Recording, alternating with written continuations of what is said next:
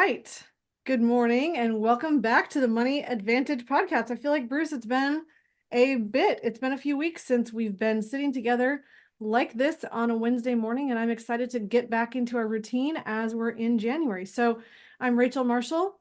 This is my trusty and amazing co-host, Bruce Wayner, and we're talking today about becoming your own banker. This is a series we've been really discovering and walking through for months now. We're on episode number 23 as we are getting close to the end of Nelson Nash's book, Becoming Your Own Banker. And I would say this book, I probably use a lot of adjectives for everything, but I would say this is really a groundbreaking book. It's also a very fundamental and foundational book. And the reason that we have spent so long going through it is that there's just so much to really understand and unpack and discover through the timeless truths that he's laid out in this book about infinite banking, about taking control of your finances, what the banking function is, what that all means, and really how you can think differently about money. So, Bruce, before we dive into today's topic, which is really on building generational wealth in this idea that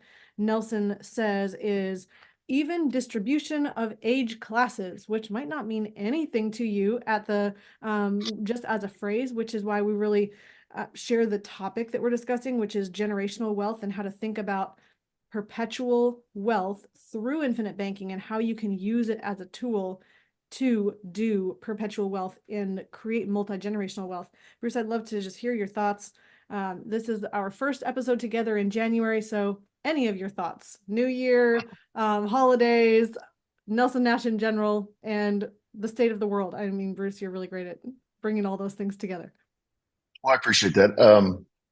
My initial thought is that the more I talk to people about this concept, and the more that they do some self-awareness, because that's what I think this book actually does.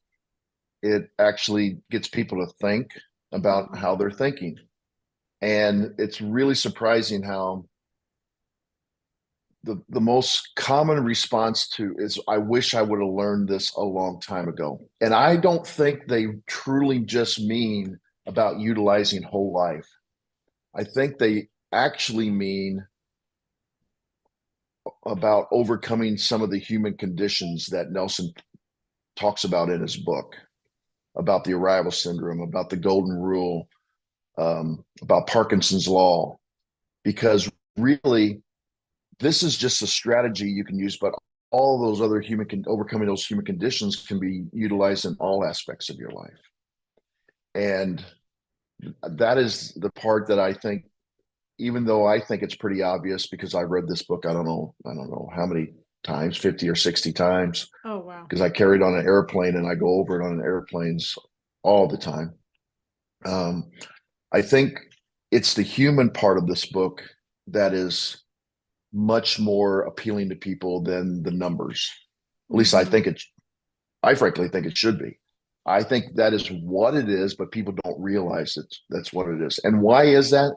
Is because that is a qualifiable thing instead of a quantifiable thing, which numbers are.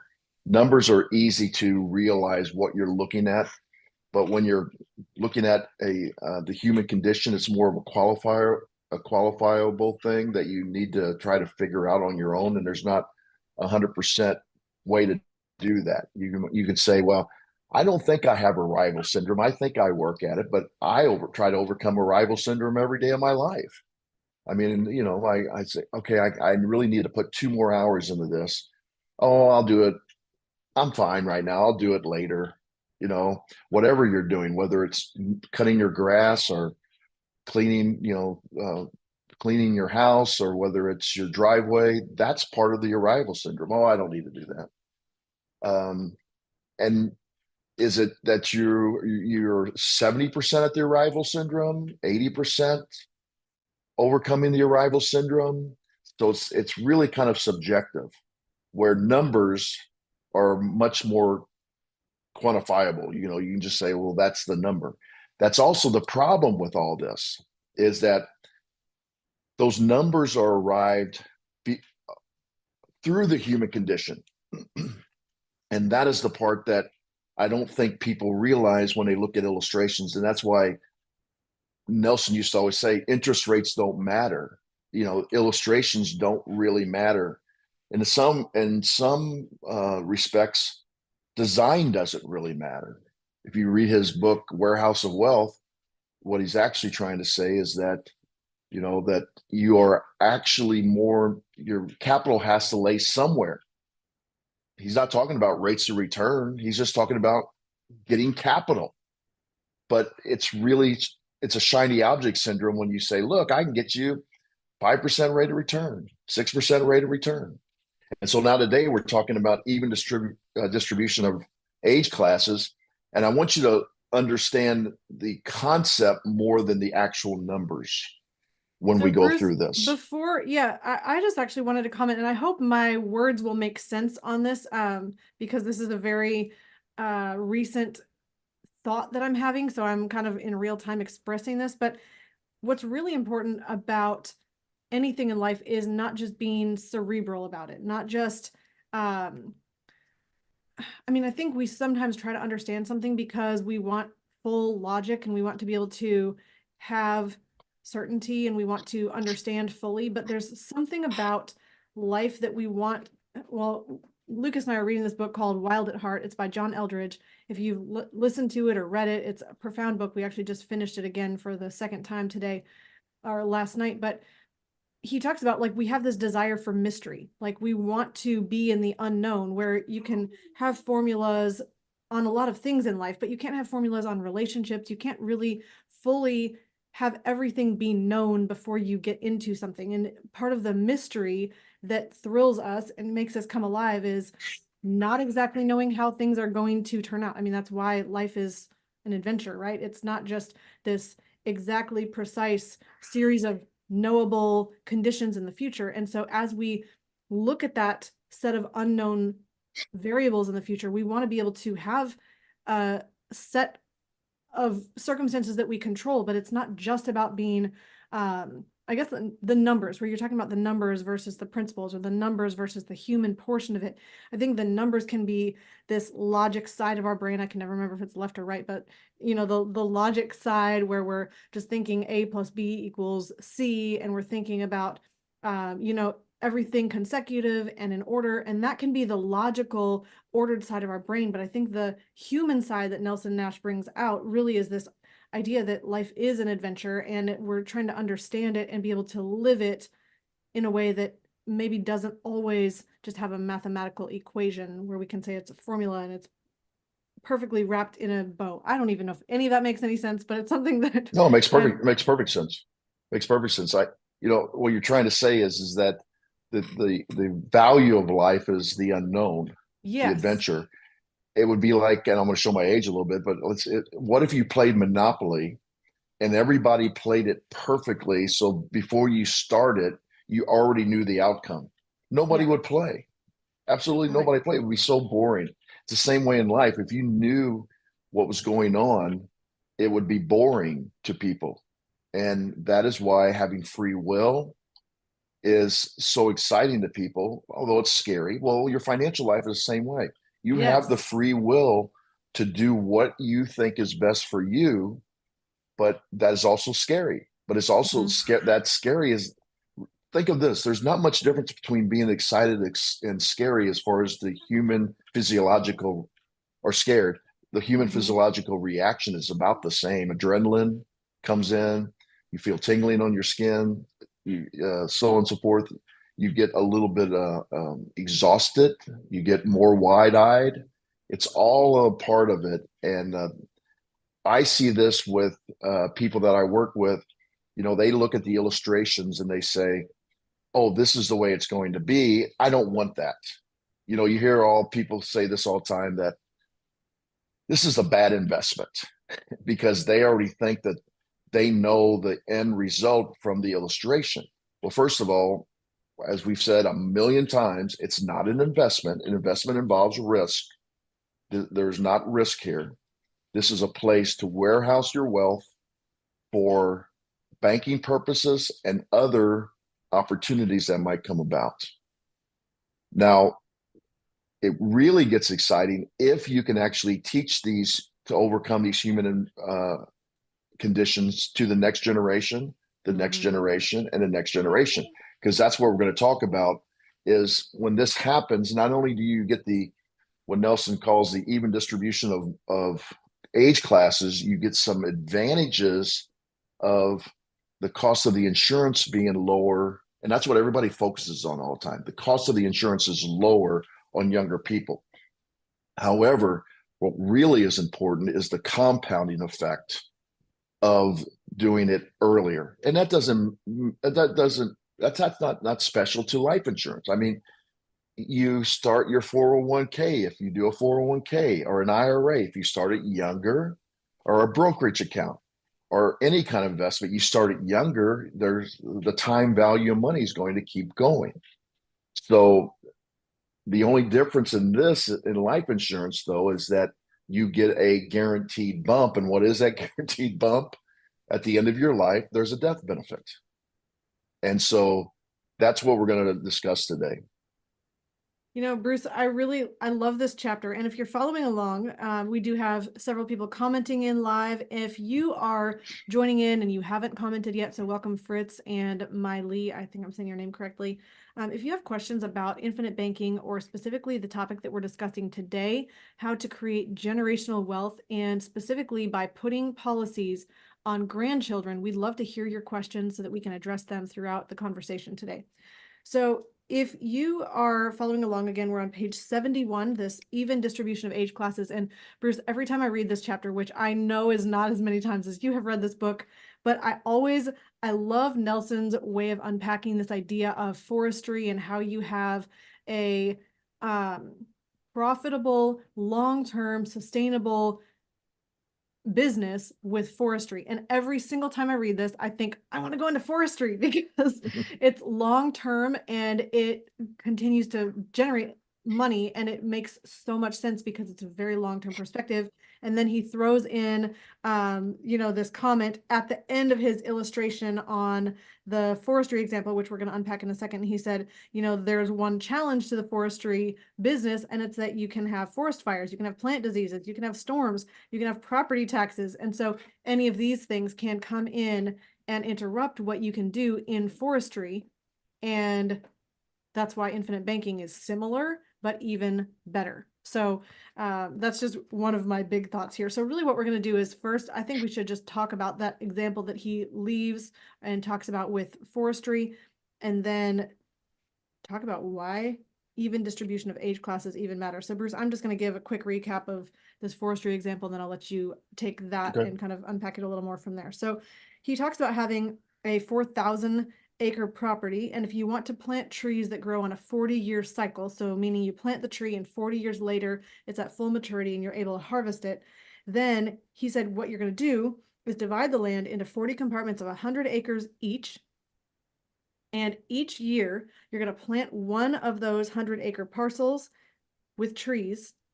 And so as you're planting a different a different parcel of that land every year, then after 40 years, you will have planted fully every one of the plots on your 4,000-acre property. And you'll also begin harvesting that first planting at that 40th year. So he's saying, Yeah. Let's clarify this. He, because I mean, it doesn't really say this in the book, but I've talked to Nelson about this when he was alive. This is actually an established forest, so he's not going planting the first component. okay, Okay, so this is established forest, so he's and already you're able to harvest one block the first year. correct, Okay, correct, that makes sense. and then yeah, then replant. Go ahead. Okay, so that makes sense. So in year one, essentially what's happening is you're harvesting one parcel of that 4,000-acre property, 100 acres, and replanting it. And then Correct.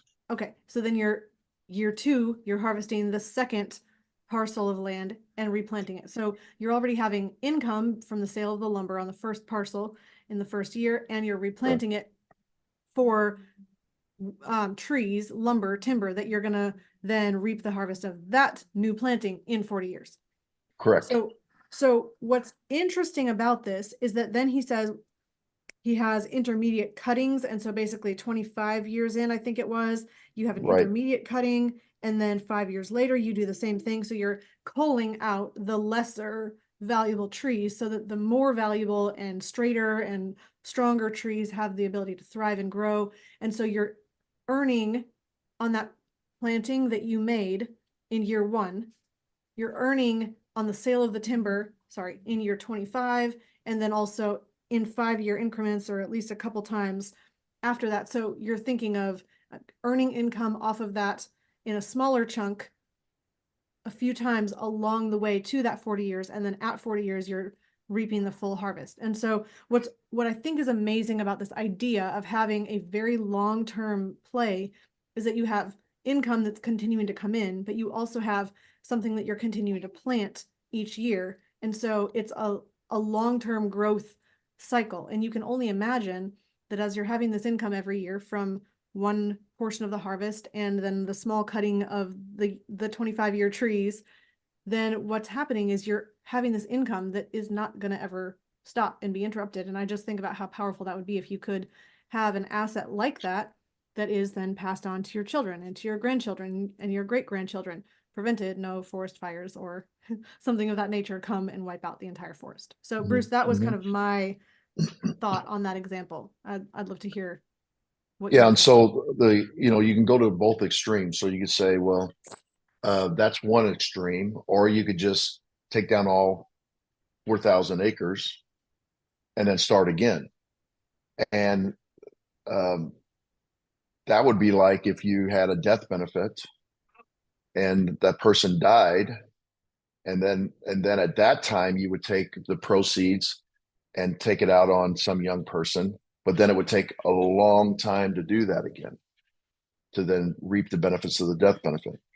And you'd have, as Nelson mentions, you'd also bring into some underwriting risk at that time, because if you're not taking care of those, getting people along the generational early, it brings in the fact that as they get older, they could have some adverse conditions that they might not be able to get life insurance. Well, the same thing is clear cutting, and clear cutting was a practice that they did before tree management came into it. They would just cut down everything, but then that brought in bare land that could be eroded away, the nutrients, the soil. You could have other things that come and establish, feed off the land, eat the little shoots of trees that we're trying to establish. It would take a long time. So that's the same thing as if you don't keep up at a young age of replanting or doing more life insurance with young people, you are bringing in adverse selection with what happens if a person can't get life insurance at an older age. So he was a very wise man through his forestry background.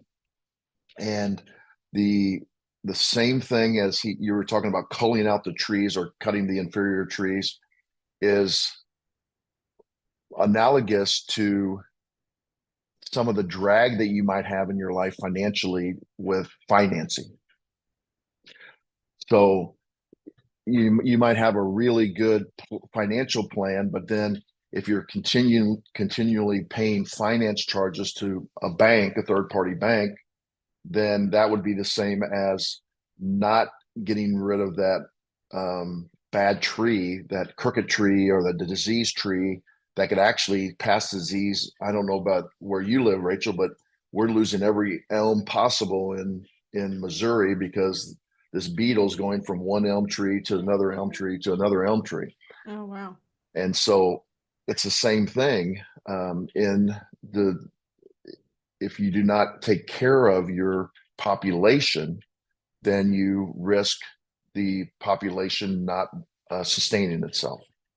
So he was very wise on this. I think there's a couple of things you pointed this out already um, about the every 5 years, the improvement cutting. So that's really nice. And what he's saying is that okay, every time a grandkid comes about, that's another 5 years basically.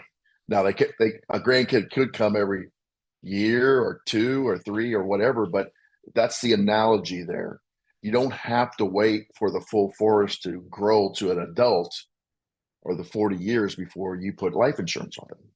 So I think this is a piece that he kind of alludes to, but doesn't really exactly directly say. But so he has this whole example about forestry and this 4,000 acres, and then he talks about life insurance. And really, I think what the connection is, and Bruce, you're also talking about this. I think maybe it would even be more clear to recognize that he's talking about this is how you build an entire banking system that doesn't just serve you during your lifetime, but also continues to serve your family for generations. And you think about it like a forest where you're continually harvesting and planting long term, not just thinking about what's ideal today. And that's why he's talking about purchasing additional policies on additional people in the family, because then you're continuing to expand. That's the planting, if you will, of the forest, and you're continuing to expand the banking system, at which point there will be a harvest.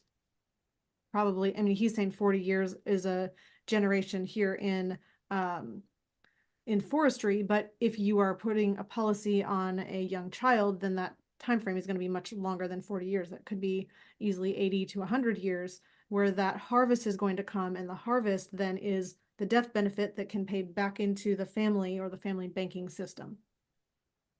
Yeah, there's two comments or two concepts that I want to talk about here. Is the first one is a lot of people believe that they should take policies out on young people because they're going to get a lower cost of the insurance.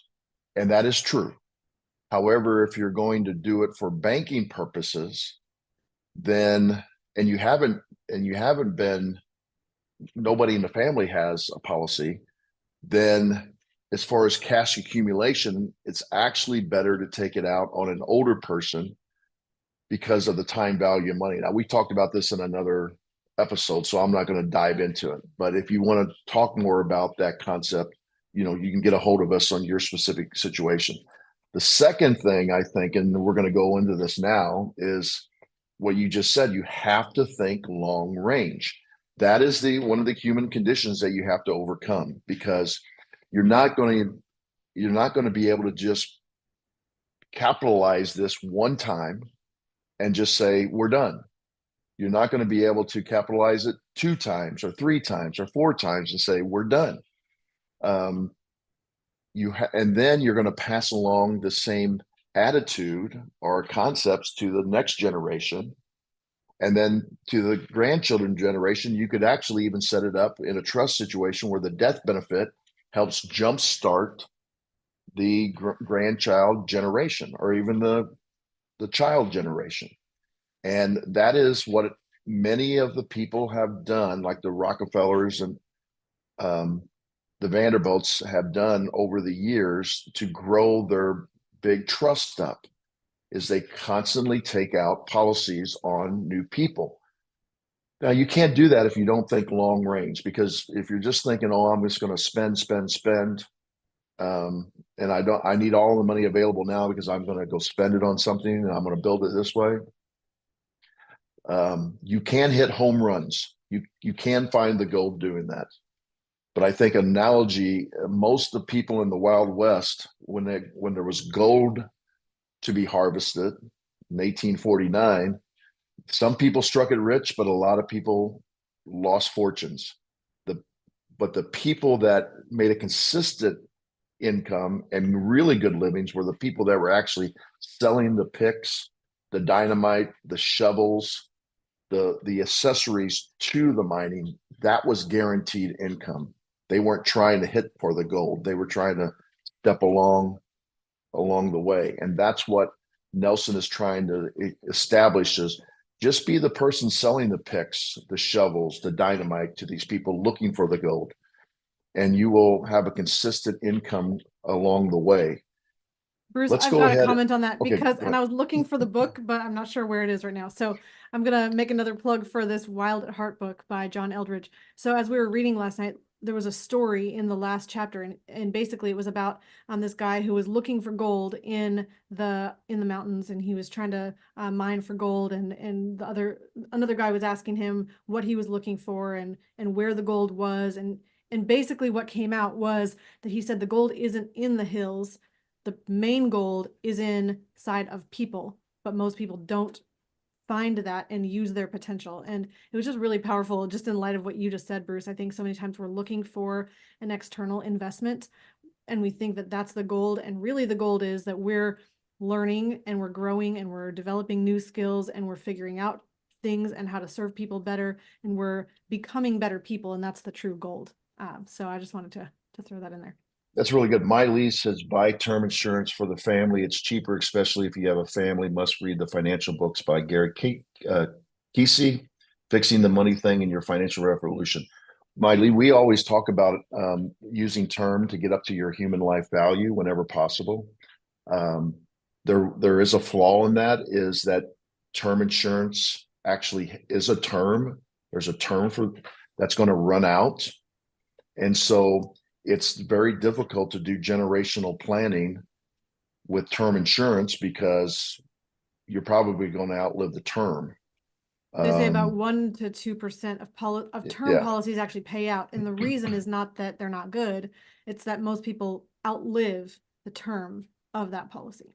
right. And the reason they're cheaper is because they're priced that way because they know people are going to outlive the term. It's not, it's for protection in your income producing years. It is not to build wealth. Okay, And that's the term, difference.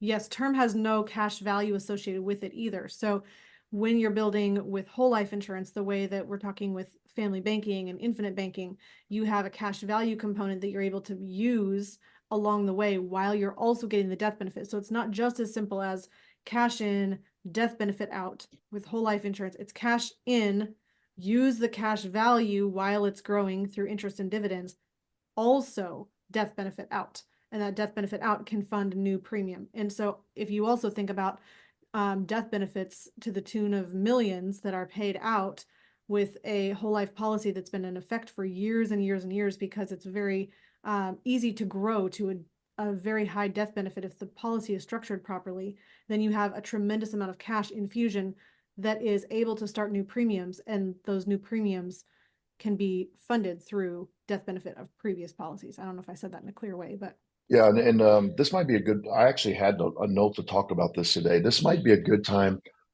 excuse me, to bring this point in.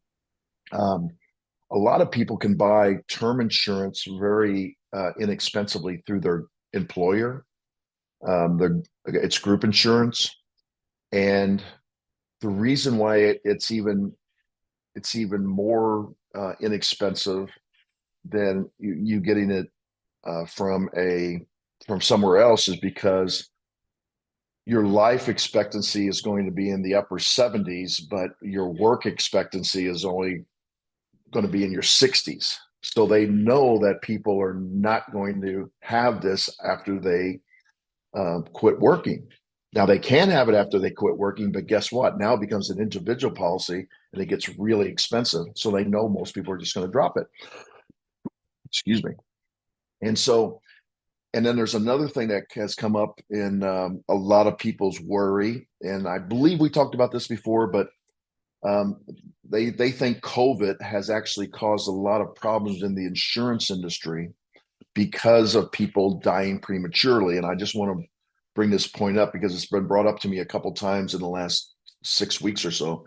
Um, the people that died mostly from COVID had comorbidities or other issues in their lives, whether it was diabetes, whether it was sleep apnea, whether it was being overweight. And unless they got the insurance before all these things happened, they were on their employer's insurance. And the employer's insurance was guaranteed issue. So, yes, companies that did group employer insurance took a big hit during COVID, but most mutual companies do not get into group insurance. So the mutual companies were not hurt that badly in that situation. So that's kind of related to this even distribution of age classes, because it's even distribution of not of adverse selection and age classes in group insurance. Yes, I think what's most compelling about this chapter to me is I still remember from the very first time I read the book. I don't even remember how long ago that was. I want to say it was close to 12 years ago when we first read the book. I remember that diagram. I'm very much a visual person. So when I see a diagram, that sticks with me, even if numbers don't. So that chart on page 72, and I'm just going to hold it up for those of you who are not seeing the book. So there is the picture. And what's happening is that Nelson is saying you have the ability to, if one grandparent generation purchases life insurance on the grandchildren, he's saying basically in his illustration, we'll unpack a little bit what he meant by this, but he was saying fund a new policy on each grandchild to the tune of $2,000 a year. This is what he was doing. He said fund that for 22 years. And then the way that policies were at that time of the writing of this book, he was then funding the continued base premium with dividends and not paying the full paid up additions. And so he was showing how that policy would perform. And then he said if that child or the grandchild who has the policy on them then begins to use that policy for purchasing cars and homes and things like that by borrowing against the cash value and paying back, he said it performs better and you get higher cash value. The reason for that is because they're paying back with interest, they're paying back more than required, which means they're fully funding the paid up additions and putting more capital into the policy. If you look back in some of the previous episodes in this series, we've really unpacked what that means and how this Becoming Your Own Banker book demonstrates and category or quantifies higher cash values if you use the policy. The reason is you're putting more cash in, more capital by paying additional more than the loan. You're paying back with additional interest, and the reason you're doing that is you're putting in additional premium for paid up. Yeah, like this might be one of the most complicated things that people have. Let's just read what Nelson says on page 70. A word of clarification is necessary here. The interest he pays the policy is not really interest on the loan. The interest on the loan actually goes to the insurance company. That's okay because you're part owner of the insurance company and you'll reap some of the benefits of that by additional profits in the form of dividends. It is additional premium. He actually writes this and he puts it in italics. That is equal to the amount of interest he is paying to the finance companies. Please go back to page 58 and thoroughly understand this fact. I believe Nelson, from talking to him, he was trying to get people motivated to take action. So he was trying to say to you, hey, just get this thing started with the base premium and fund it. And then when you use the cash value to purchase something instead of financing it through an outside bank, then you're going to pay back. And if the insurance company charges you 5%, charge yourself another 5%. So a total of 10%. The 5% goes to the insurance company. The additional 5% is just additional capital that you can pay into the PUAs, the paid up additional insurance. And that gets more capital for you to use in the future, whether it's for more banking operations or for more investments or take passive income in the future. However, if you're working with a advisor or a practitioner, an authorized practitioner, and you're looking at your full financial picture, the best way to do this would be to actually capitalize both the base and the PUAs as much as possible from the very beginning. But if you do that, then you don't have an additional PUA that you can pay into it because of the MEC limit. And this gets very confusing for people. Well, Nelson said this. Yes, I know Nelson said that, but that Nelson was trying to motivate people to get started. And also when Nelson wrote his book, the insurance companies actually treated the PUAs a little differently. You didn't have to fund it. There came about a situation called adverse selection, which I've mentioned a couple times on this podcast, where there was no catch up, or there was a catch up provision. So if you missed all your PUAs, you could just catch it up on your deathbed. Insurance companies found out that that's not good because that's adverse selection. Why would you allow somebody to catch up all these years of not paying premiums in one day and then die the next day? So since the book was written, insurance companies have changed their catch-up provisions where you can't catch up PUAs the same way. You still can catch up a little bit, but you can't catch up the same way. So the book is still relevant, and the book has merit on 99% of the chapters, but you have to modify that based upon not only new decisions by the insurance companies, but there was also a new 7702 law by the IRS that allowed a different MEC calculation, which was different than when the book was written. So Keith, yes, I see your question. If your premium PUA portion is already paid at maximum when yearly policy payment amount is made, there is no extra to put in when repaying the loan. Is this correct thinking? Yes. So what that means, Keith, yeah, Keith, we need to have you on the show because that was a very easy way of saying it. yes. I have a tendency to try to give you all the nuts and bolts, but yes, that's that is 100% true. That doesn't mean Yes. it's a bad thing. It does not mean it's a bad thing. It's just a different thing. It means that if you design the policy with base and PUA, and every year you pay your full base and PUA, the policy is going to perform the best possible, which means taking loans and repaying them will not increase the capitalization, which will not increase the cash value because you won't have any extra to put in. However, you'll still have to repay the loan, and you repay that at interest. The interest goes to the life insurance company, which makes them more profitable and comes back to you in the form of dividends. So yes, great thinking on that, Keith. And one more thing, Rachel, Yeah. because this comes up all the time. People say, well, then why would I want to do this? Because I'm coming right back to where I am. I don't understand that. Well, that's because if you do this over a long period of time where you're capitalizing for 20, 30 years, you're going to have a lot more compounding effect than the drag of you taking a partial loan to actually purchase something. So it's still a very effective thing to do to fully fund your PUAs. And then Keith, if you get to a situation, which everybody does, you start having more capital as you get older, then you can actually start another policy. And Nelson did this in the tune of about, I believe it was 33 policies over his lifetime.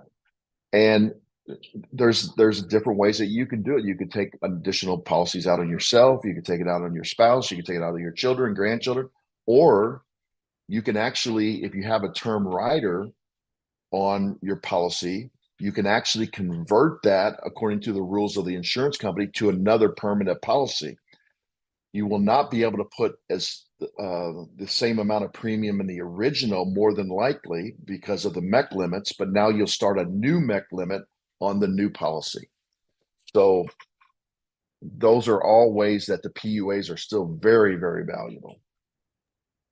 I love this whole concept of being able to create perpetual wealth. And this comes back to the idea of having a grandparent purchase a policy on a grandchild. What's happening is that child then is having as long of a time frame for this compounding to happen during their lifetime. And Bruce, you mentioned this at the very beginning. It's not that it's magic or that you should always put policies on grandchildren. The point is that the younger you are, the more time you have to go up that exponential compound interest curve. I don't remember from math. I don't even know what math it's in. It's that parabolic curve, whatever it's called, that it's the hockey stick. So right. It looks like a straight line for a long time. And then all of a sudden you kind of hit this point of, I don't know, awesomeness.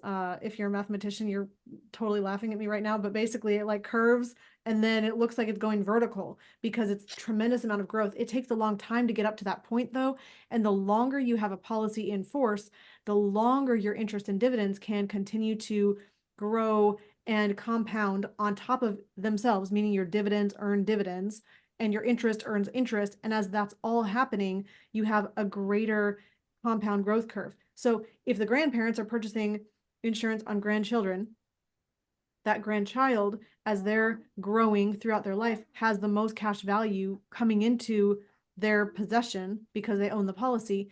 And if they then, when they get to those years that make the most sense, they have the most disposable income or expendable cash, they're then funding policies on their grandchildren. You have this ability to continue growing. And I guess a circle is not even the best representation of what's happening, but you have this long-term exponential growth curve that's happening in your generational life. It's not just over one lifetime, it's over generations in your family. And because of this, Nelson is saying that you can use infinite banking to create perpetual generational wealth. And it also, instead of just being a tool, it's really a system of thinking.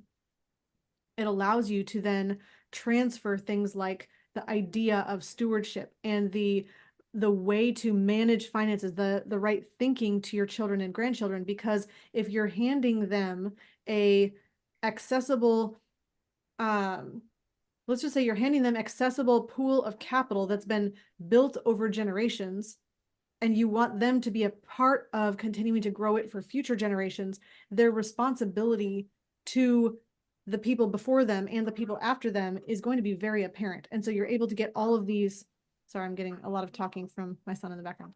You're getting all of these tremendous benefits, like you have multiple generations, you have long range planning, underwriting problems are minimized. When you put policies on young people, there's less likelihood of sickness and adverse conditions that would impact their insurability. You have tax-free buildup of cash values over a long period of time. The outlay is very small compared with the yield. And the list just kind of continues on. It creates a self-sustaining, perpetually growing system of wealth for a family. And you just have a tremendous ability to teach the next generation how to be a manager and a wealth creator by using that tool.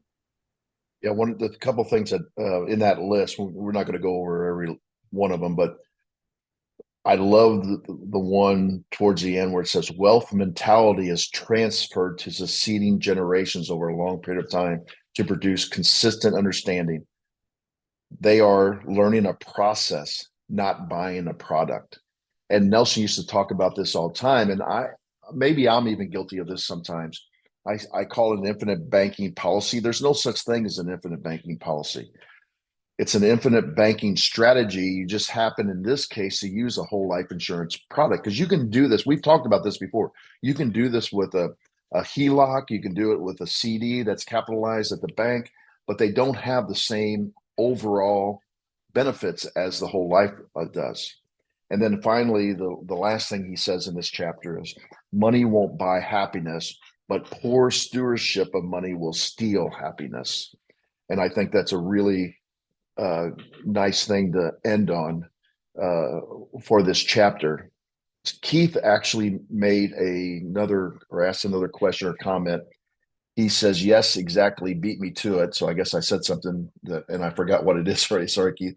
He says, he inquired by adding, it must have been about term conversion, inquired by adding more into, but was told, no, it's already at max. Need new underwriting. Thanks for that. Okay. I can't help myself. I have to bring this up because in our study group yesterday, we were actually talking about this.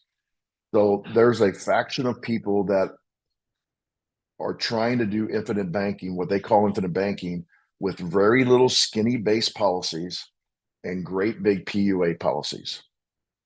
And one of the unintended consequences of that is in order to do that so that they do not mech, because the base controls most of the initial death benefit.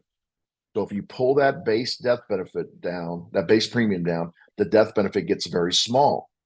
In order to put in the 90% of PUAs then, which doesn't the ratio of that is usually only 2 to 3 to 1, where the base death benefit, it's 1 to 10 or 1 to 15 premium dollars to death benefit.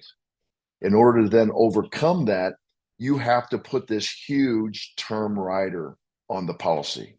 And as Keith, it sounds like he may have discovered, I may have misinterpreted this, but other people are discovering this. They love the infinite banking concept.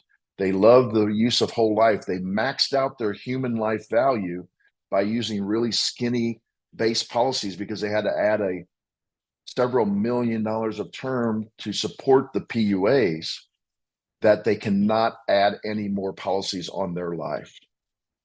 And that is a really detrimental thing. We had a Money Advantage client who came to us after they went to another person and set up a policy on their wife, his wife, and they did a big SPUA on top of a skinnier base. And that big SPUA, they had to add $4.9 million of just term to their policy. He now has more capital coming in from not increasing his income, but from decreasing debt, which doesn't change the human life value, and he's uninsurable. So they can't set up any more policies. They don't have any children. They don't have any grandchildren.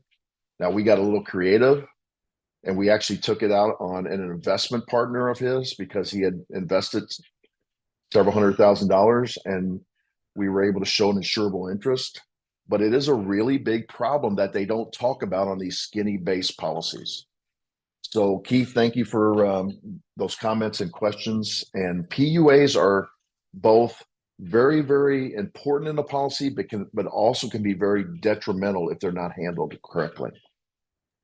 Man, there was just so much packed into that, Bruce. And I think that just highlights the reason why you need to work with somebody not only who understands life insurance really well, but who can understand your situation and prepare you to do the most with what you have today, but also to leave room for what is continuing to happen in your life so that you can create the best circumstance over all of time. I mean, I'm a huge fan of having as much death benefit as you can get, but that means if you have as much death benefit as you can get, that means you don't have space for any more policies as well. So then you do need to turn to, how can we insure someone else? How can we insure a child, a grandchild? You have to have insurable interest though. You just can't go, I don't know, insuring the postman or something. You have to have a financial reason why it makes sense for you to be impacted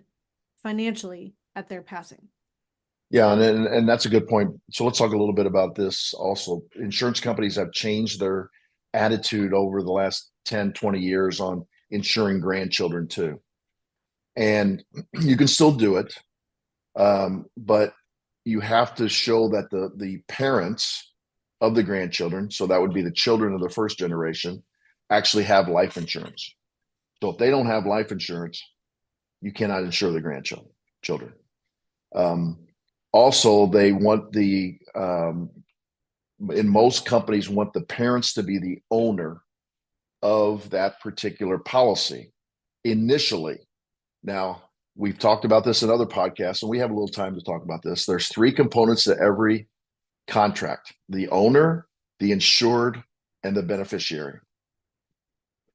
The owner can change the ownership and the beneficiary at any time. So once the policy is actually in place, then the child, the second generation, can actually change ownership if they want to the grandparents, their parents, or into a trust if they would like. So, or Bruce, couldn't you also, if there's owner, insured, beneficiary, there's also the payer. I mean, if you really looked at it that way, I mean, couldn't the grandparents pay for the policy but have the parents own it on the child? Is that possible? Yes. The payee can be anybody. That's great. All right. Hey, Brad. Hey, Brad, thanks for joining. And Brad, I agree. He says, I'm using this as a pool to invest in income producing real estate. Do you like that as a strategy? It doesn't seem that seem that beneficial versus just investing in real estate without a policy. Mm. You know, I this is a thing that I think is confusing on social media too. Is I'm not saying that you should not be using this for investing in the real estate. And I'm not saying you shouldn't even do a skinny policy, a skinny base policy with a large PUAs, but that's not infinite banking because part of infinite banking is thinking long range. Okay. And that's not thinking long range when you immediately take out a large chunk and go invest. And the other thing, Brad, I hope you overcome that human condition of making sure you're not just always investing, but you're also saving. Because what my experience has been is people that have this short term thinking, oh, since I've been doing this since the 80s, is if they do something like that, they have a tendency not to pay back the loans. And that's short term thinking or stealing the peas, as Nelson said. So, Brad, if you can overcome that, I don't think that's an issue. I think it's great that you do it. I actually do it with oil and gas partnerships with my cash value, which has similar characteristics of real estate without the toilets, tenants, and termites that come with real estate. Because I used to deal with that too. And then, Brad, your follow up: do you have illustrations that show otherwise? Are there compelling reasons? Um, So Bruce, I'm I not can sure what speak you're to that asking. as So, well. okay. Here's what I think you're saying, Brad, and correct me or type in another comment if you're not hearing what you're looking for in your question. But what happens is that, as Bruce is saying, if you can overcome that tendency to think, I've got to put cash into a policy and tomorrow take a full loan against that policy cash value and go put it in real estate and stay in a position of, I call that redlining the policy, where you're always taking max loans. That's what Bruce is saying is not a good way of running or operating infinite banking with cash flowing real estate or with any real estate property. However, if you think about this, you'll have an advantage in your long-term thinking if you can overcome that, but also recognize when you put money into a life insurance policy, you're growing that cash value based on dividends and interest. That will continue to grow even if there's a loan against that cash value. So when you take out a policy loan at some point, because you've been diligent to continue saving and you're not just having to press the button and take any hot investment right away today, you're willing to be patient, you're willing to get a good deal, you're willing to sit on cash for a while, then you do have the ability to take a policy loan against that cash value. And that policy loan you can put to work in additional investments. So that could be real estate, that could be any investment, like Bruce is saying, oil and gas. When you do that, now you have the returns over in the investment property or the investment. You also still have the growth happening inside the cash value. So you have two ways that you're growing the cash at the same time. So because of that, you can call it an and asset. You're not just getting only the returns in your investment. You're not only getting the returns inside the life insurance. You're getting both at the same time. Yeah, and Brad, if you're like most real estate guys, we have a client out in California that's a big time real estate person.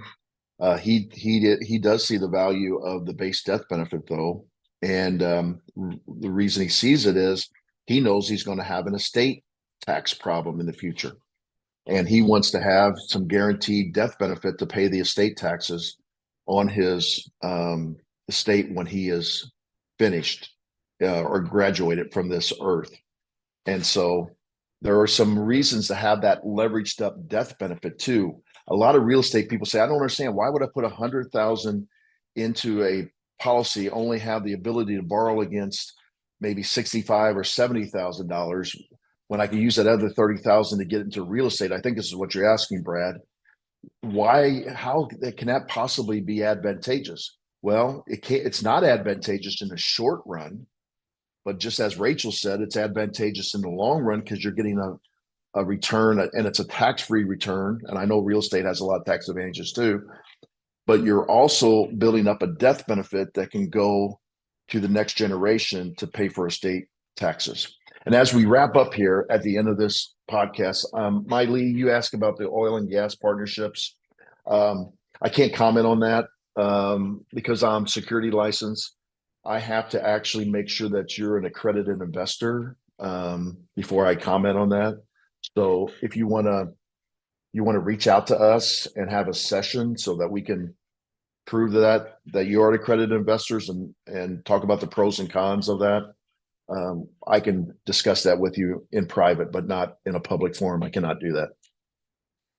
All right, so we're going to try to land this plane here. We've talked about a lot of things today. If you've been with us on the whole podcast today, thank you for bearing with us and for just asking great questions that really help us to be able to answer exactly what you're needing and looking for.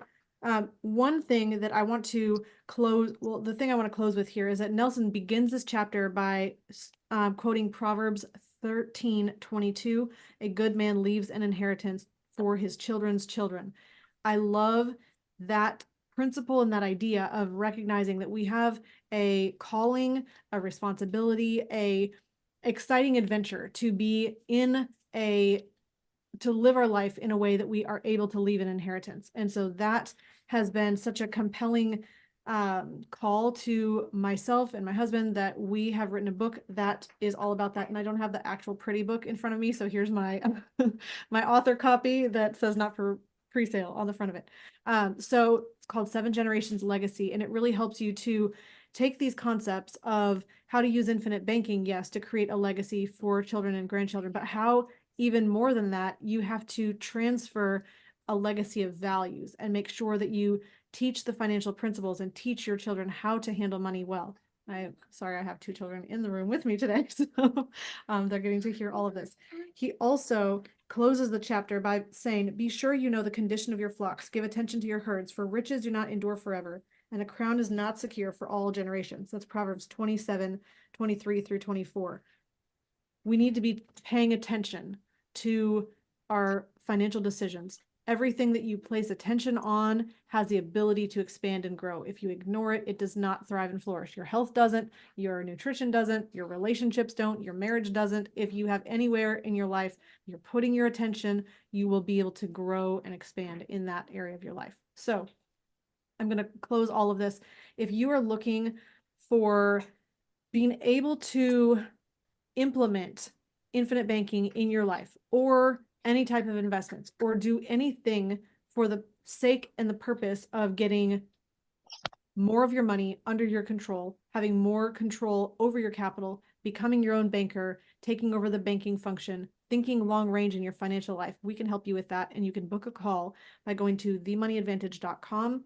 And there's a way to click on the calendar right from that homepage, and you can go ahead and book an appointment that will bring you into a conversation with an advisor and have the ability to discuss your financial situation and really figure out the best way to move forward. Again, most things are designed specifically, well, all of our financial strategies are designed specifically for you and custom tailored, not just one size fits all. So that's why we need a conversation to be able to comment on exactly how to make that work for you. So in closing, I'm going to leave us there. Thank you for being with us on this show today. If you are listening, go ahead and like the video. You can share it. You can subscribe wherever you're listening, and even leave us a review if you're on Apple Podcasts, Google Play, all of the places where you get your podcast. So thank you for being with us today. In closing, please remember, success leaves clues. So model the successful few, not the crowd, and build a life and business you love. We'll see you next time.